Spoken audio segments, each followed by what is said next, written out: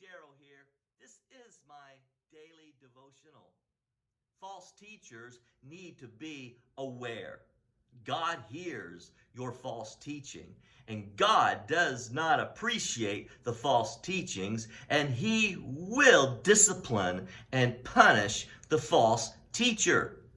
In 1 John chapter 4 at verse 1 it says, "Do not believe every spirit or every teacher, but test the spirits, test the teacher, to see whether they are from God, because many false prophets have gone out into the world."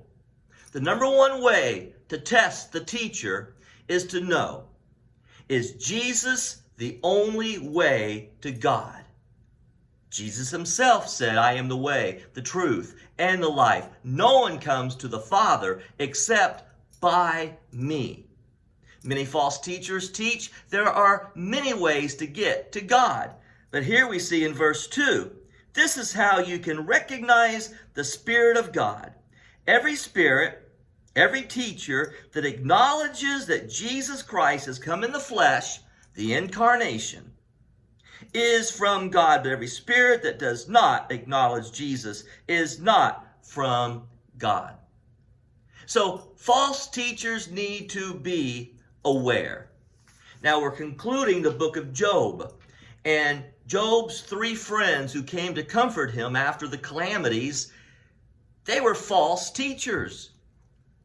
God was listening in on their counsel to Job, and he knew it was not a correct view of God. In fact, in Job 42 at verse 7, the Lord speaks to Job, and then the Lord speaks to Eliphaz. Listen. After the Lord had said these things to Job, he said to Eliphaz the Temanite, "I am angry with you and your two friends, because you have not spoken of me what is right." He is saying, you have given Job all this counsel, but it's not right. You have not characterized me correctly before Job, and I'm angry at you.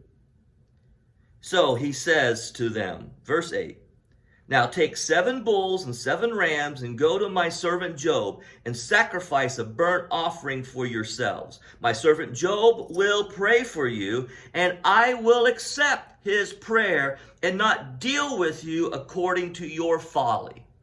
You see, without the righteous man Job praying for these false teachers would be dealt with severely by God according to their folly.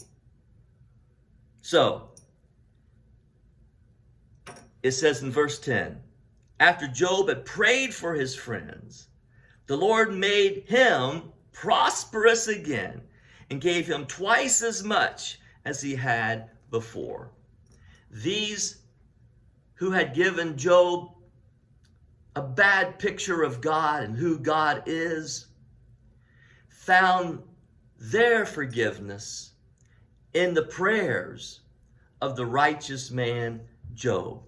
Remember when we began the book of Job a week or so ago, it begins in verse 1 by saying to us, "In the land of Uz, there lived a man whose name was Job, and this man was blameless and upright, feared God, and shunned evil." God allowed the hedge of protection around him to be dropped so that Satan could test him, and he passed the test. He remained faithful to God.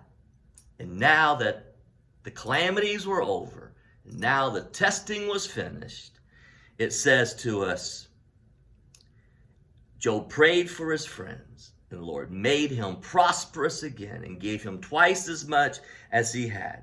Verse 16, after this, Job lived 140 years. He saw his children and their children to the 4th generation. And so he died old and full of years. God bless you. Good day.